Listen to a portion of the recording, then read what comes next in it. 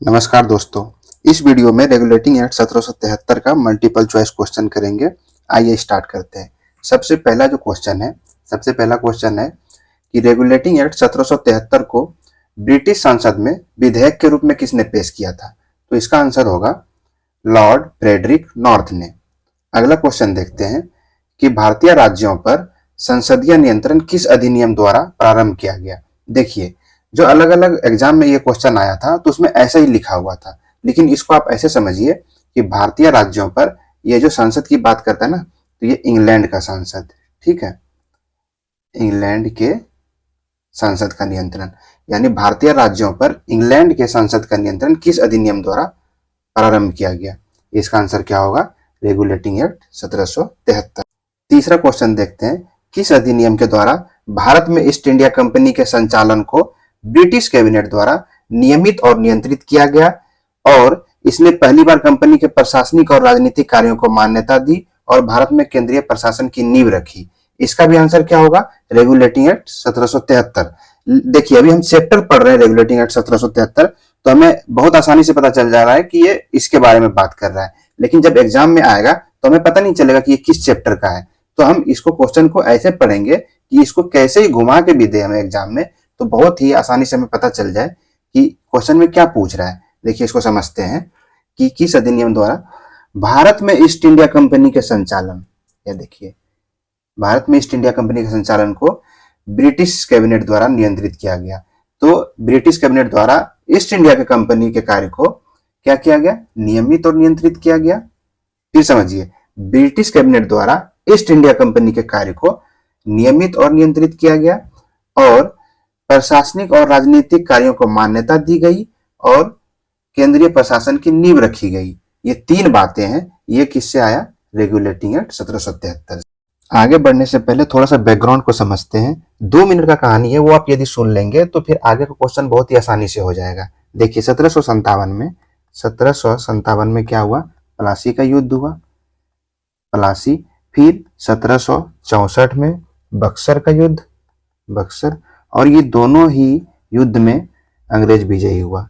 तो धीरे धीरे क्या हुआ कि 1765 आते आते अंग्रेजों का जड़ एकदम मजबूत हो गया इंडिया में, ठीक है। तो भारतीय क्षेत्र पर अच्छे से कंट्रोल करने के लिए नियम कानून बनाने लग गया और उसी की सीरीज में ये 1773 का जो रेगुलेटिंग एक्ट है, ये पहला कानून था। इसको समझते हैं थोड़ा सा। और देखिए, ये इंग्लैंड है, ठीक है, ये इंग्लैंड है और ये है हमारा भारत, और बीच में है एक ईस्ट इंडिया कंपनी। ये ईस्ट इंडिया कंपनी पहले व्यापार करने के लिए आई थी, फिर इन्होंने हमारा यहाँ क्षेत्र जीतना शुरू किया और उसके बाद ये रेगुलेटिंग एक्ट किस सिचुएशन में आता है वो समझिए। सबसे पहले 18 मई 1773 को 1773 को एक व्यक्ति होता है, कौन? फ्रेडरिक नॉर्थ, फ्रेडरिक नॉर्थ, ठीक है। ये क्या करता है? ये रेगुलेटिंग एक्ट 1773 को पेश करता है किसके सामने? इंग्लैंड के कैबिनेट के सामने। समझिए इस कहानी को कि फ्रेडरिक नॉर्थ ने इंग्लैंड के कैबिनेट के सामने क्या रखा? अपना रेगुलेटिंग एक्ट, रेगुलेटिंग एक्ट 1773, ठीक है। और ये इंग्लैंड का जो कैबिनेट है वो इसको पास कर देता है और उसके जो नियम कानून है वो हमारे पास आते हैं। उसमें क्या है कि ये इंग्लैंड का जो संसद है ना, इंग्लैंड की संसद ने ईस्ट इंडिया कंपनी के संचालन को, इंग्लैंड के संसद ने ये ईस्ट इंडिया कंपनी के संचालन को क्या किया? नियमित, नियमित प्लस नियंत्रित, नियंत्रित। ये पहली बात। दूसरी बात क्या किया कि प्रशासनिक और राजनीतिक कार्यों को मान्यता दिया। देखिए, प्रशासनिक, प्रशासनिक और राजनीतिक, नीतिक कार्यों को, कार्यों को मान्यता। ये हो गई दूसरी बात। और तीसरी बात क्या हुई? तीसरी बात हुई कि केंद्रीय प्रशासन की नींव रखी गई, केंद्रीय, केंद्रीय प्रशासन की नींव रखी गई। ये 3 बातें आई किसमें, 1773 के रेगुलेटिंग एक्ट में। इतना बात समझ में आ गया। देखिए यहाँ पे बंगाल है, ये बंगाल है, ठीक है, ये मद्रास है, ये बॉम्बे का एरिया है। तो पहले क्या था, ये तीनों जगह अपना अपना गवर्नर हुआ करता था। ये ईस्ट इंडिया कंपनी का गवर्नर था, गवर्नर, यहां भी गवर्नर होगा, यहां भी गवर्नर। तो यदि सबके लिए नियम कानून बनाएगा यहाँ से कैबिनेट बैठ के, तो इसको भी देना पड़ेगा वही नियम, इसको भी देना पड़ेगा। तो इसने क्या किया कि इसी अधिनियम के द्वारा, जो ये बॉम्बे है, ये बॉम्बे है, ये मद्रास, और ये आपका बंगाल, ठीक है। तो इसने क्या किया, ये बॉम्बे का गवर्नर और मद्रास का गवर्नर, इस दोनों को बंगाल के गवर्नर के अधीन कर दिया कि ये सबसे, ये मालिक रहेगा और इसके नीचे मद्रास का गवर्नर काम करेगा, और ये बंगाल के गवर्नर के नीचे ही बॉम्बे का गवर्नर काम करेगा, ठीक है। और इसका जो गवर्नर बनाया गया, इसको बोला गया बंगाल का गवर्नर जनरल, बंगाल का गवर्नर जनरल, याद रखिएगा इसको। और बंगाल का गवर्नर जनरल कौन बना, Warren Hasting, Warren Hasting, Hasting. और इसी के टीम में 4 लोग और दिए गए, 4 सदस्यों का परिषद बनाया गया जो काम में इस बंगाल के गवर्नर का हेल्प करता था। ये बंगाल का गवर्नर अध्यादेश भी जारी कर सकता था, अध्यादेश, ठीक है। इसमें एक दो बातें और याद रखिएगा कि ये जो ईस्ट इंडिया कंपनी है ना, ये ईस्ट इंडिया कंपनी ने इंग्लैंड के सरकार से 10 लाख पाउंड, 10 लाख पाउंड या 1 मिलियन पाउंड बोल सकते हैं इसको, 1 मिलियन पाउंड लोन मांगा था। अच्छा, ये जो 1773 का रेगुलेटिंग एक्ट है, यहाँ देखिए, तो ये यदि हम बोले कि ये लागू कब हुआ, तो ये हुआ था 10 जून 1773 को। इतनी बात आपको समझ में आई। इसमें थोड़ा जानकारी और भी है, आप चाहे तो इसका स्क्रीनशॉट ले सकते हैं, इसको मैं मिटा लेता हूं अब। इसी अधिनियम द्वारा कोलकाता में एक सर्वोच्च न्यायालय की स्थापना का प्रावधान था। सर्वोच्च न्यायालय कहां पे, कलकत्ता में, कलकत्ता में, ठीक है। और इसमें क्या हुआ, एक इसमें मुख्य न्यायाधीश था, एक मुख्य न्यायाधीश, मुख्य न्यायाधीश, और प्लस 3 न्यायाधीश था। और ये मुख्य न्यायाधीश कौन था, मुख्य न्यायाधीश था एलिजा एम्पे, एलिजा एम्पे, ठीक है। अच्छा, यदि ऐसा क्वेश्चन है कि इसका कार्यकाल कितने दिनों का था, तो इसका आजीवन था। जैसे आपको लगेगा ऑप्शन देखे 5 साल होगा, 7 साल होगा, नहीं, इसका लाइफ टाइम था, आजीवन था। और यदि हम बात करें कि ये कोलकाता में सर्वोच्च न्यायालय स्थापित कब हुआ था, तो ये हुआ था 22 अक्टूबर 1774 में। इतना जानकारी आपको मिल गया, आप इसका स्क्रीनशॉट ले लीजिए। अब आते हैं हम क्वेश्चन पे।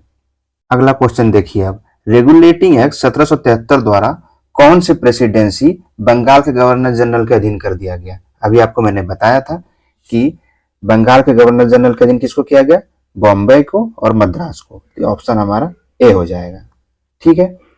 रेगुलेटिंग एक्ट के द्वारा, रेगुलेटिंग एक्ट के द्वारा बंगाल के गवर्नर को संपूर्ण भारतीय क्षेत्र का पहला गवर्नर जनरल बनाया गया। कंपनी का प्रथम गवर्नर जनरल किसे बनाया गया, मैंने आपको बताया अभी, कौन था वो, वारेन हेस्टिंग, ठीक है। बहुत ही आसान हो जाएगा अब। रेगुलेटिंग एक्ट किस वर्ष लागू किया गया, मैंने आपको बताया अभी कि ये किया गया था 1773 में। कब, 10 जून को 1773 में, 10 जून। कहीं कहीं आपको आंसर मिलेगा कि 1774 लिखा हुआ है, नहीं, आपको 1773 मारना है। आप गूगल करके देख लीजिए, ये 10 जून 1773 का डेट है, ऑप्शन ए। अभी अगला क्वेश्चन देखिए, इस अधिनियम के माध्यम से, इस अधिनियम के माध्यम से कंपनी ने ब्रिटिश सरकार से कितने बिलियन पाउंड का कर्ज मांगा था। मैंने आपको बताया था अभी चलते चलते कि इसको भी याद रखना, 1 मिलियन या 10 लाख पाउंड, एक ही बात है। अभी ऑप्शन यदि आप नहीं, देखिए बहुत ही इजी क्वेश्चन है, लेकिन आपने यदि नहीं पढ़ा है तो आपको लगेगा कि हो सकता है कि 10 लाख डॉलर मांगा होगा, हो सकता है 1 मिलियन डॉलर मांगा होगा, कुछ भी ऐसे डाउट में रहिएगा। लेकिन हमें सीधा सीधा इसको जानना है कि कितना मांगा था 1 मिलियन पाउंड या 10 लाख पाउंड। ठीक है, अगला क्वेश्चन देखते हैं। किस अधिनियम के तहत गवर्नर जनरल की सहायता के लिए 4 सदस्यों की एक परिषद का गठन किया गया और परिषद के साथ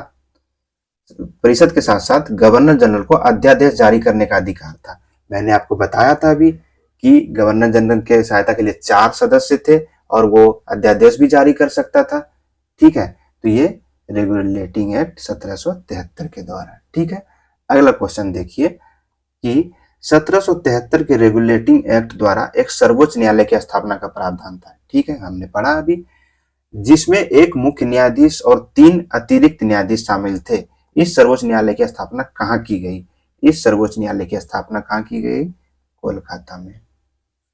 इसमें याद रखिएगा कि एक चीफ जस्टिस था, चीफ जस्टिस प्लस 303 जज।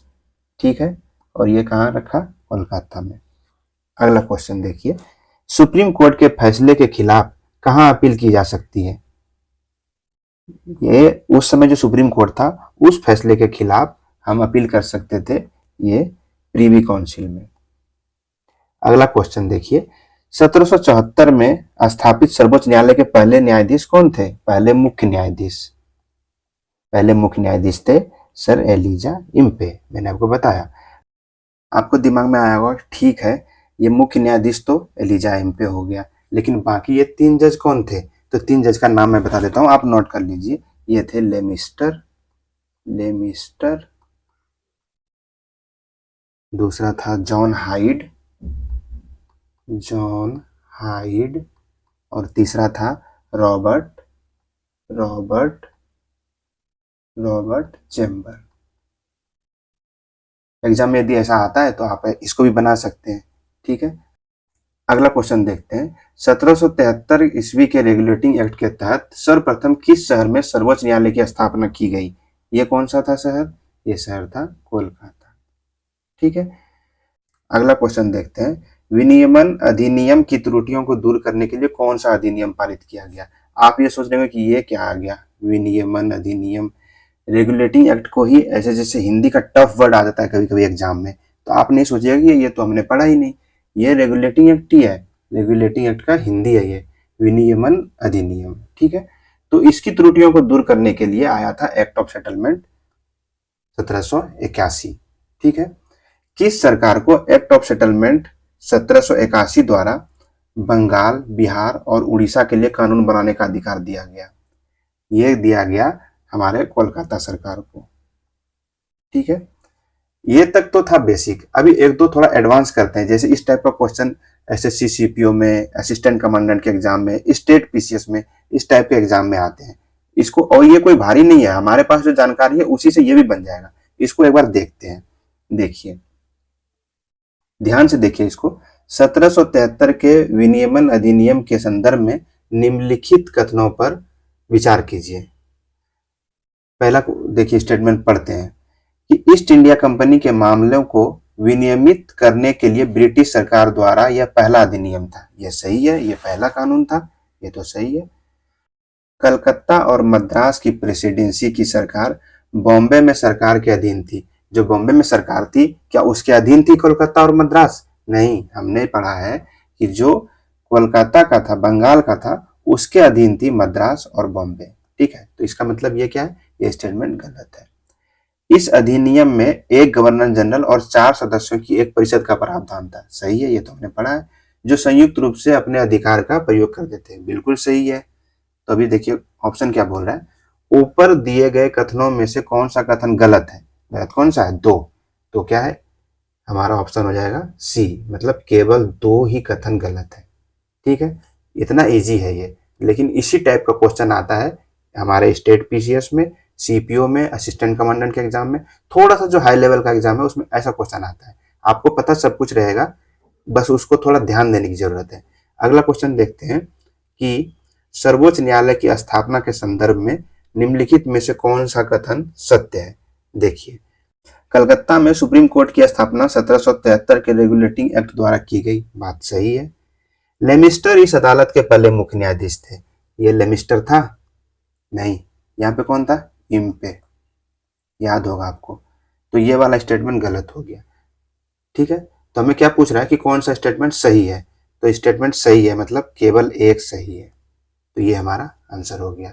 ठीक है, 1773 के रेगुलेटिंग एक्ट में एक दो बातें और हमें याद रखनी है। देखिए पहली बात क्या है, इसके तहत कंपनी के व्यापारियों को निजी व्यापार करने और भारतीयों से उपहार और रिश्वत लेने पर प्रतिबंध लगा दिया गया। यानी कंपनी का जो व्यापारी था वो अपनी निजी व्यापार नहीं कर सकता है अब, और भारतीयों से उपहार या रिश्वत नहीं लेगा। ठीक है, इस अधिनियम द्वारा ब्रिटिश भारत का कोर्ट ऑफ डायरेक्टर के माध्यम से कंपनी पर नियंत्रण मजबूत हो गया। कंपनी पर नियंत्रण मजबूत हो गया किसके अब माध्यम से? कोर्ट ऑफ डायरेक्टर के माध्यम से। अब कंपनी को भारत में इसके राजस्व, नागरिक और सैन्य मामले की जानकारी ब्रिटेन सरकार को देना आवश्यक हो गया। मतलब ये सब रिपोर्ट इसको भेजना पड़ेगा किसके पास? इंग्लैंड की संसद के पास। ये थी 1773 के अधिनियम की मुख्य बातें। यदि आपको ये वीडियो पसंद आया तो प्लीज सब्सक्राइब कर लीजिए, ताकि जो अगला वीडियो डालूं तो वो आप तक पहुंच सके। Thank you.